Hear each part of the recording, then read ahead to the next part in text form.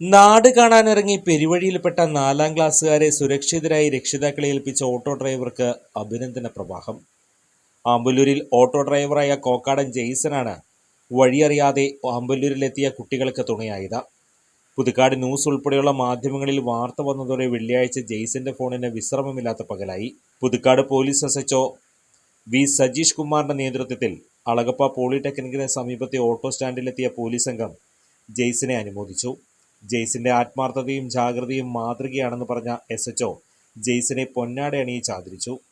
SI Sudheesh, എസ്പിഒമാരായ Aji, Shefi, Sajeev എന്നിവരും സംഘത്തിലുണ്ടായിരുന്നു.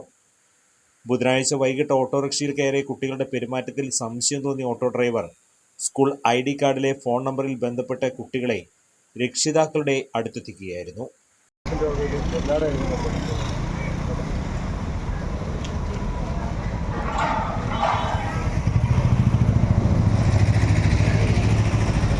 Sir ഇങ്ങോട്ട്